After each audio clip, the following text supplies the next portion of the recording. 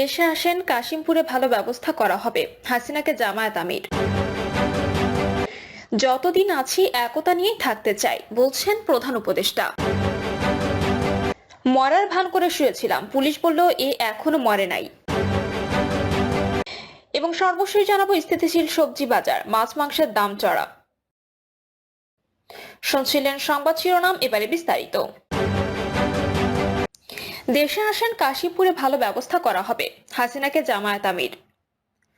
শেখ হাসিনা ও পলাতক আওয়ামী লীগ নেতাদের উদ্দেশ্যে জামায়াতে ইসলামীর আমির ডক্টর শফিকুর রহমান বলেছেন, যদি দেশ ও মাটির প্রতি টান থাকতো, দেশের মানুষকে ভালোবাসতেন, তাহলে একা পালিয়ে যেতেন না।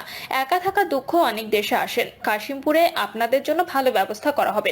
ডক্টর শফিকুর রহমান বলেন, দেশ পরিবর্তনের জন্য জীবন দেওয়া সন্তানদের রক্তের উপর দিয়ে চাঁদাবাজি, দখল বাণিজ্য, ঘুষ, ভাগবটোয়ারা ও মামলা বাণিজ্য কেন চলবে? আমাদের সন্তানেরা ন্যায় বিচার চায়, বৈষম্যহীন বাংলাদেশ চায়, তারা দুর্নীতি চায় না। সেই বাংলাদেশ এখনো কায়েম হয় না বলে সেই বীর যোদ্ধারা আবারও স্লোগান তুলেছে, আবু সাইদ মুগ্ধ, শেষ হয়নি যুদ্ধ। আমরাও তাদের কণ্ঠে কণ্ঠ মিলিয়ে একই কথা বলতে চাই। একটি মানবিক বাংলাদেশ, দুর্নীতিমুক্ত, দুঃশাসন মুক্ত বাংলাদেশ কায়েম না হওয়া পর্যন্ত আমরা থামবো না। আবারও যুদ্ধের জন্য প্রস্তুতের আহ্বান জানিয়ে তিনি বলেন, মিডিয়ায় এখন থেকে সাদাকে সাদা ও কালোকে কালো বলবে, চোখে চোখ রেখে সংবাদ পরিবেশন করবে, কিন্তু এখনো চাঁদাবাজদের বিরুদ্ধে সংবাদ প্রকাশ হলে, সত্য খবর তুলে ধরলে তখন সাংবাদিকদের হত্যার হুমকি দেওয়া হয়, দেখে নেওয়ার হুমকি দেওয়া হয়। সেসব অডিও ভিডিওগুলো সামাজিক মাধ্যমে আসছে। আমরা সবাইকে বলি, আরেকবার যুদ্ধের জন্য প্রস্তুত হন। খারাপ মূলের গাছ কাটা পড়েছে, কিন্তু আগাছা রয়ে গেছে, এগুলো পরিষ্কার করা হবে। রাজনৈতিক দলগুলোর উদ্দেশ্যে আমিরে জামায়াতে বলেন, যখন তখন নিজেদের মাঝে যুদ্ধ করব না। পদ পদবি না পেয়ে দুই পক্ষের মধ্যে লেগে যাচ্ছে, হত্যার শিকার হচ্ছে দল ও নিরীহ মানুষ, এগুলো বাদ দেন। অনেক হয়েছে, দেশের মানুষ এসব দেখতে দেখতে ক্লান্ত, বিরক্ত হয়ে ঘৃণা করে। সত্যি যদি এসব ছেড়ে দিই, তাহলে বিবেকবান জনগণ যাকে খুশি ভোট দিয়ে ক্ষমতায় পাঠাবে, কিন্তু বদ খাসলত যদি ছাড়তে না পারেন, তাহলে অন্তত বোকা কিংবা দুর্বল ভাববেন না। যতদিন আছি একতা নিয়ে থাকতে চাই, বলছেন প্রধান উপদেষ্টা। ঐক্যের মাধ্যমে অন্তর্বর্তী সরকারের জন্ম হয়েছে উল্লেখ করে প্রধান উপদেষ্টা ডক্টর মোহাম্মদ ইউনূস বলেছেন, আপনারা দোয়া করবেন, আমি যতদিন আছি এই একতা নিয়েই থাকবো, আমাদের সেই পথে চলতে হবে। রাজনৈতিক দলের প্রতিনিধিদের উদ্দেশ্যে প্রধান উপদেষ্টা বলেন, আপনাদের সবার সঙ্গে দেখা হলে, বসতে পারলে আমার কাছে খুব ভালো লাগে, মনে সাহস পাই। কারণটা পরিষ্কার, এই সরকারের জন্ম হয়েছে ঐক্যের দ্বারা। যখন আমরা নিজেরা কাজ করি, হঠাৎ তখন দেখি একা পড়ে গেছি, আশপাশে আপনারা কেউ নেই, তখন একটু দুর্বল অনুভব করি। আবার যখন আপনারা একসঙ্গে হন, মনের মধ্যে সাহস আসে যে আমরা একতাবদ্ধ আছি।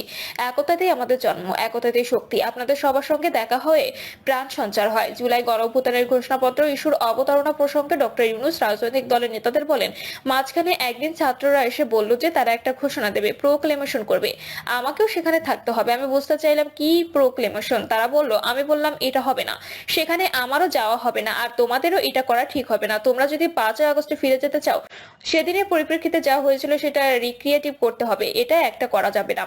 5ই আগস্টের অনুভূতিটাই ছিল একতার। উল্লেখ করে প্রধান উপদেষ্টা সম্প্রতি ছাত্রদের সঙ্গে আলাপচারিতার বিবরণে আরো বলেন, কেউ যদি বলেনি যে তুমি অমুক আমি অমুক, কাজেই সেটা যদি করতে চাও সবাইকে নিয়ে করতে হবে, এটা পরিষ্কার। এটা না করলে সেটা ঠিক হবে না। যে একতা দিয়ে তোমরা 5ই আগস্ট সৃষ্টি করেছিলে, সেটার অবমাননা হবে। তারা খুব খুশি হয়নি আমার কথায়, কিন্তু ক্রমেই তারা বুঝলো যে 5ই আগস্ট যদি রিক্রিয়েশন করতে হয়, তাহলে এভাবে করতে হবে, সবাইকে একত্রিত করতে হবে। সে কথা থেকে এই আলাপ শুরু। আজকের আলোচনাটা এখানে কেন্দ্র করেই হবে। যেখানে আমরা এটা একতাবদ্ধভাবে করতে পারবো না, সেখানে এটার উদ্দেশ্য ব্যাহত হবে, তাহলে এটার দরকার নেই আসলে। মরার ভান করে শুয়েছিলাম, পুলিশ বলল এ এখনো মরে নাই। গত 5ই আগস্ট আন্দোলনের মুখে আওয়ামী সরকারের পতন হয়, দেশ ছেড়ে পালিয়ে যান শেখ হাসিনা সহ আওয়ামী লীগের অসংখ্য নেতাকর্মী। এর আগে 5ই আগস্ট অসংখ্য শিক্ষার্থী পুলিশের হামলায় আহত ও নিহত হন, এরই মধ্যে একজন মাদ্রাসা শিক্ষার্থী বোরহান খান। 5ই আগস্টে যাত্রাবাড়ি থানার সামনে পুলিশের নির্মম হত্যাকাণ্ডের সময় মাদ্রাসা শিক্ষার্থী বোরহান খান আহত হন। সম্প্রতি একটি টিভি চ্যানেলে দেওয়া এক সাক্ষাৎকারে সেদিনের ভয়াবহ অভিজ্ঞতা তুলে ধরেন তিনি। বোরহান খান বলেন, আমরা যাত্রাবাড়ির ফ্লাইওভারের পাশে ছিলাম, এই সময় পাখির মতো গুলি করা হচ্ছিল, যার গায়ে গুলি লাগছিল সেই রগদে মারা যাচ্ছে। আমি শুয়েছিলাম হাতের উপর ভর দিয়ে, যার কারণে গুলি আমার হাতের সাইড দিয়ে চলে গিয়েছিল, দাগটা এখনো রয়ে গেছে। আল্লাহর রহমতে হাতের হাড়ে লাগেনি গুলি, যে কারণে বড় ধরনের সমস্যার সম্মুখীন হয়নি। আমার হাতে গুলি লাগার পর আমি সোজা হয়ে শুয়ে যাই। তিনি আরো বলেন, যখন দেখলাম পরিস্থিতি পুরোপুরি পুলিশের আয়ত্ত আছে, গুলিটা লাগার পর আমি মরার ভান করে শুয়েছিলাম। যেহেতু আমার প্রাণ ছিল, যদি এরকম টেকনিক খাটাই তাহলে বাঁচতে পারি এমন মনে হচ্ছিল। চোখগুলো বন্ধ ছিল, কিছুক্ষণ পর চোখ মেরে দেখি গুলি চলছে। গুলির শব্দে আমার চোখ নড়ছে দেখে এক পুলিশ দেখে বলছে, এ এখনো মরে নাই উল্লেখ করে বোরহান বলেন, পরে পুলিশের আমাকে জোরে জোরে আঘাত করতে থাকে, আমার বাজায় পায়ে লাথি দেয়, পরে আমার চোখে মুখে পানির ছিটা দেওয়ার পর আমি পরিপূর্ণভাবে চোখ মেলে উঠে বসি। তখন আশপাশ থেকে আরো পুলিশ এসে আমাকে রাইফেল পিস্তল দিয়ে অনেক জোরে জোরে আমার শরীরের বিভিন্ন জায়গায় আঘাত করতে থাকে। তখন আমি চিৎকার করে বলছিলাম, স্যার আমাকে ছেড়ে দেন। পরে একজন বলেন, ওনাকে আর মারিয়েন না, আমার পায়ের রানগুলো ফুলে গেছে, পা অনেক জখম হয়েছে। পরে একজন বলেন, উনি যদি যেতে পারেন তাহলে ছেড়ে দেন। গত বছরের 5ই আগস্ট টানা 15 বছর পর পরাজয় হয় ক্ষমতাসীন দল আওয়ামী লীগের। স্থিতিশীল সবজি বাজার, মাছ মাংসের দাম চড়া। সরকার পতনের পরও উত্তপ্ত ছিল সবজি সহ নিত্য প্রয়োজনীয় সব পণ্যের বাজার। ঋতু পরিবর্তনের সঙ্গে সঙ্গে ঊর্ধ্বমুখী সবজি বাজারে কিছুটা স্থিতিশীলতা এসেছে, কমেছে আলু পেঁয়াজ সহ অন্যান্য সবজির দাম। তবে এখনো চড়া মাছ মাংস মুরগির বাজার। সরেজমিনে দেখা গেছে বাজারে আলু শিম টমেটো সহ সব ধরনের শাকসবজির দাম কমেছে।